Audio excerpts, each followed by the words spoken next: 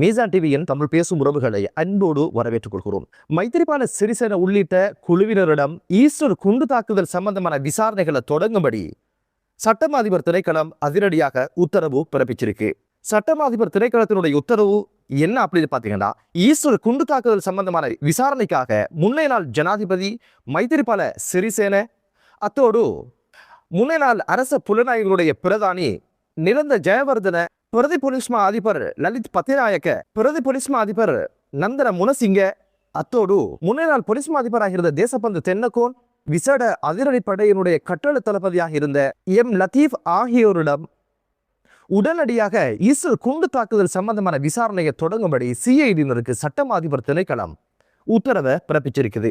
இதுக்கு முன்னால உச்ச நீதிமன்றத்துடைய தீர்ப்புகள் என்ன அமைஞ்சிச்சு அப்படின்னு பாத்தீங்கன்னா, மைத்திரிபால சிறிசேன 1 கோடி ரூபாய் நட்டஈடு கொடுக்கணும், அதே போல நிரந்த ஜெயவர்தன 75 லட்சம் நட்டஈடு கொடுக்கணும், அதே போல அன்று பாதுகாப்பு செயலாளராக இருந்தவங்க மற்றும் பல்வேறு அரச பதவிகளில் பாதுகாப்பு துறையில் இருந்தவங்களுக்கு நட்டஈடு கொடுக்கணும், நட்டஈடு செலுத்தணும் என்ற ஒரு கட்டளையும் உத்தரவையும் உச்ச நீதிமன்றம் பிறப்பிச்சது. அத்தோடு அந்த விஷயங்கள் முடிந்திருந்த இந்த சூழல்ல தான் இப்போது மீண்டும் ஈஸ்டர் குண்டு தாக்குதல் சம்பந்தமாக மைத்திரி உள்ளிட்ட இந்த குழுவினரிடம் கண்டிப்பாக விசாரணை நடத்தி அறிக்கை சமர்ப்பிக்கணும் அப்படின்ற ஒரு அதிரடியான உத்தரவை சட்டமா அதிபர் திணைக்களம் முன் வச்சிருக்குது.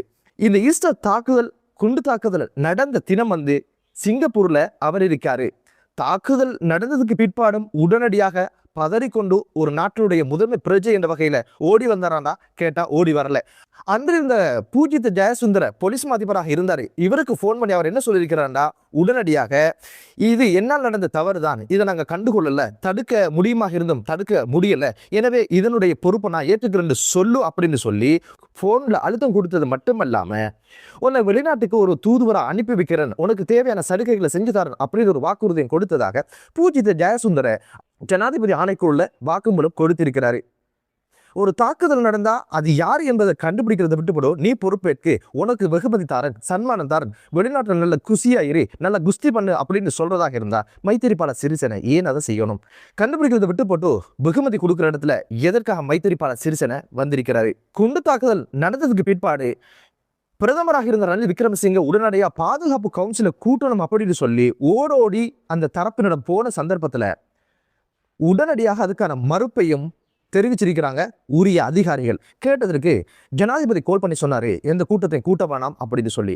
இது ஏன் செஞ்சாரு? இவ்வளவு ஒரு பயங்கரமான ஒரு தாக்குதல் நடந்தாச்சு, காரியங்களை பார்க்க வேண்டிய ஒரு வெளிநாட்டில் தான் இருந்தீங்க, ஏன் அந்த கூட்டத்தை நடத்துறதுக்கு நீங்க தடை விதிச்சிங்க என்ற கேள்வியும் எழ ஆரம்பிச்சிருக்கு. தாக்குதலுக்கு முற்பட்ட காலங்களில் பாதுகாப்பு கவுன்சில்கள்ல ரணில் விக்ரமசிங்கக்கு அழைப்பு கிடைக்கல அப்படின்னு ஒரு விஷயத்த ரணில் விக்ரமசிங்க சொல்லி இருந்தாரு. இது சம்பந்தமாக உரிய அதிகாரிகளுக்கு போன் பண்ணி கேட்டதுக்கு அவங்க என்ன சொல்லியிருக்கிறாங்கன்னா, மைத்திரிபால சிறிசேன உங்களுக்கு அழைப்பு விடுக்க தேவையில்லை அப்படின்னு ஒரு விஷயத்த சொன்னாரு அப்படின்னு சொல்லப்படுது.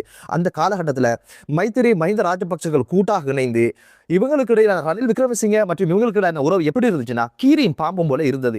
ஏதோ ஒரு வகையில இந்த ஒரு விஷயம் பாதுகாப்பு கவுன்சிலில் பேசப்படும். அப்படி பேசப்பட்டால் ரணில் விக்ரமசிங்க இது சம்பந்தமான கேள்விகளை கேட்பாரு, இது என்னன்னு கேட்பாரு அப்படின்னு ஒரு விஷயத்தை தவிர்ப்பதற்காகத்தான் மைத்திரிபால சிறிசேன ரணில் விக்ரமசிங்கக்கு அழைப்பு கொடுக்க வேணாம் அப்படின்னு ஒரு விஷயத்தை சொல்லியிருப்பாரு என்ற சந்தேகமும் எழ ஆரம்பிச்சிருக்கு. ஜஹ்ரான் பற்றிய பல்வேறு தகவல்களை பாதுகாப்பு கவுன்சில்ல மைத்திரிபால சிறிசேனைக்கு அன்றிருந்த பாதுகாப்பு அமைச்சின் செயலாளர் சொன்ன போது அதை விட்டுரு, அதை நான் பார்த்துக்கிறேன் அப்படின்னு சொல்லி மைத்திரிபால சிறிசேன அவரிடம் சொன்னாரு. மைத்திரிபால பார்த்த பார்வை தெரிஞ்சிச்சா, பரிதாபகரமா இத்தனை உயிர்கள் போவதற்கு காரணமாக இருந்த ஒரு தாக்குதல், அதை தடுக்கிறதுக்கு மைத்திரிபால சிறிசேன எந்த நடவடிக்கையும் எடுக்கல. ஜஹ்ரான் இது போன்ற ஒரு தாக்குதலை நடத்த போறான் அப்படின்னு சொல்லி முன்கூட்டியே பல்வேறு காலகட்டங்களில் பல்வேறு துறையினரிடமிருந்து தகவல்கள் கிடைச்சும் இது ஏன் கண்டுகொள்ளப்படலை? இந்த தாக்குதல் நடத்தி முடிக்கும் வரைக்கும் ஏன் இது தடுக்கப்படலை? ஒருத்தருக்கு தவறு நடக்கலாம், 2 பேருக்கு தவறு நடக்கலாம். எத்தனை துருவங்களில் உளவுத்துறைகள் இருக்கிறது, பாதுகாப்பு துறையில் இருக்கிறாங்க, எத்தனை மட்டத்தில் இந்த ஒரு விஷயம் பேசப்பட்டிருக்கு. அப்படியாக இருந்தா இவர்கள் எதற்காக மௌனிகளாக இருந்தாங்க? யார் தேவைக்காக இது திட்டமிடப்பட்டது? யார் தேவைக்காக இது நடந்து முடிஞ்சிருக்குது? இதனால யாரு நன்மை அடைஞ்சாங்க அப்படின்ற ஒரு விஷயம் நிச்சயமாக விசாரணையில துப்பு துலக்கப்படணும். ரணில் விக்ரமசிங்க இந்த ஒரு விஷயம் தன்னை புறக்கணிச்சு தனக்கு தெரியாமல் சூட்சுமமாக நடந்தது என்று சொல்லுகிற இடத்துல இருக்கிறார் ரணில் விக்ரமசிங்க இறுதியாக முட்டுக்கட்சியோட சேர்ந்து ஜனாதிபதி பதவியும் வாங்கி வச்சுக்கொண்டு ஒரு கண் துடைப்புக்கு ஒரு ஆணைக்குள்ள போட்டு ஒரு விசாரணை செஞ்சாரு. அந்த விசாரணை எங்க போச்சு? மைத்திரிபால சிறிசேனா இருக்கலாம், கோட்டாபய ராஜபக்ஷ இருக்கலாம், ரணில் விக்ரமசிங்க இருக்கலாம், அனைவரும் பல்வேறு ஜனாதிபதி குழுக்களை போட்டு இதை விசாரணை தொடங்கினாங்க. ஆனா விசாரணைன்றது மட்டும்தான் நடக்குது தவிர அது பரிந்துரைத்த விஷயங்கள் எதுவுமே சட்டம் அதிபர்களூடாக ஒரு நடவடிக்கைக்காக வரல. ஏன் வரல?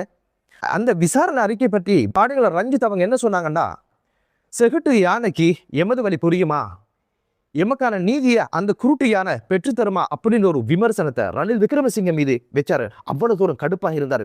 முன்னே நாள் அரசு புலனாய்வு பிரதானி சுரேஷ் கைது செய்யப்பட்டதெல்லாம் ஏதோ ஒரு விடயம் இதில் நடந்து முடிய போகுது அப்படின்னு ஒரு நம்பிக்கை வந்திருக்கிறது. அந்த நம்பிக்கையை இறைவன் நிறைவேற்றி வைப்பானாக. அடுத்த செய்தி என்ன அப்படின்னு பார்த்தீங்கன்னா, இஸ்ரேல் ஈரானுக்கு இடையான இந்த யுத்தத்தால எமது நாட்டில் எரிபொருளுக்கு எந்த தட்டுப்பாடும் வராது, தேவையில்லாத அச்சம் கொள்ள தேவையில்லை, அலைமோதி தேவையில்லை, வரிசையில் நின்று சாக தேவையில்லை அப்படின்ற ஒரு விஷயத்தை பெட்ரோலிய கூட்டுத்தாபனத்தினுடைய தலைவர் ஜனக ராஜகருணா தெரிவிச்சிருக்கிறாரு. பல மாதங்களுக்கு தேவையான கையிருப்பு இருக்கு, தேவையில்லாத அச்சம் கொள்ள தேவையில்லை. பெட்ரோலை பொறுத்த வகையில் 37 நாட்களுக்கும், டீசலை பொறுத்த வகையில 31 நாட்களுக்கும், சூப்பர் டீசலை பொறுத்தவரை 71 நாட்களுக்கும், விமானங்களுக்கு தேவையான எரிபொருள் கிட்டத்தட்ட 47 நாட்களுக்கும் கையிருப்பு இருக்குது, தேவையில்லாத அச்சம் தேவையில்லை. இவ்வாறு சொல்லியும் இதை மக்கள் கருத்தில் கொள்ள இல்லைன்னா அலைமோதி பதுக்கல் செய்து விலையேற்றம் செய்து கொள்வதாக இருந்தால் அதுக்கான நடவடிக்கையாக மீண்டும் QR முறையினை நடைமுறைப்படுத்த வேண்டி வரும் அப்படின்னு சொல்லி பெட்ரோலிய கூட்டுத்தாபனத்துக்கு பொறுப்பான பிரதி அமைச்சர் அக்ரம் இல்யாஸ் சொல்லி இருந்தார். இந்த ஒரு செய்தியை சில ஊடகங்கள் எப்படி பிரசுரம் செஞ்சது அப்படின்னு கேட்டீங்கன்னா, மீண்டும் QR முறைக்கு வருகிறது இலங்கை, பெட்ரோலுக்கு தட்டுப்பாடு அப்படின்ற மாதிரி சொல்லிட்டாங்க. இவர் எச்சரிக்கையாக சொன்ன ஒரு விஷயம், இதை நீங்க கட்டுப்படுத்தலைன்னா நாங்க கட்டுப்படுத்த வேண்டி வரும் அப்படின்னு அர்த்தத்தில் சொன்னதை தவிர நாட்டில் எரிபொருளுக்கு தட்டுப்பாடு இருக்குன்ற நோக்கத்துல பிரதி அமைச்சர் இந்த ஒரு விஷயத்தை சொல்லலை என்ற ஒரு விஷயத்தையும் மீசான் டிவி சொல்லிக்கொள்ள விரும்புது. அவ்வளவு தூரம் ஏதோ ஒரு வகையில் ஒரு ஆட்சி மாற்றம் வரணும், மக்கள் போலின்னு அலைமோதணும், எப்படியோ ஏதோ ஒரு வகையில் ஆட்சி மாற்றம் வந்துடணும், பழைய ராஜபக்திகளை கொண்டு உட்கார வச்சிடணும் என்ற ஒரு கெடுபிடி இதுக்குள்ளேயும் சைக்கிள் கெப்புக்குள்ள ஆட்டோ நினைக்கிற சங்கதியாக போச்சு இந்த ஊடகங்களுடைய தர்மங்கள். எரிபொருளுக்கு தட்டுப்பாடு வந்துடும் அச்சம். அன்றைய காலகட்டங்களில் டொலஸ் இல்லாதனால அந்த தட்டுப்பாடு வந்தது. இப்போ தாராளமான டொலஸ் இருக்குது, எரிபொருள் தார நாடுகள் அமைதியாக இருக்குது. அப்படியாக இருந்தா வாங்குறது டொலஸ் இருக்குது, விற்கிற நாடு அமைதியாக இருக்குது. அப்படியாக இருந்தா நம்ம இதுக்கு பதறணும். இன்னைக்கு என்ன அப்படின்னு பார்த்தீங்கன்னா, பெட்ரோல் தேவையுள்ளவன் அடிக்கலை, ஓடி போகிறது, தங்கி நிறைய அடிச்சுக்கிறது, கூடவே போத்தல் போலி கலன் அப்படின்னு சொல்லி எல்லாத்தையும் நிறைச்சு கொண்டு வீட்டில் பதுக்கி வச்சு வியாபாரம் செய்ய ஆரம்பிக்கிறாங்க. இதுகளுக்கு மட்டுமா கூடி போனா சாரத்தையும் பிடிச்சி இதுக்குள்ள அடிச்சுடு அப்படின்னு சொல்லுகின்ற இடத்துல தான் மக்களோட நிலைமை மாறி இருக்குது.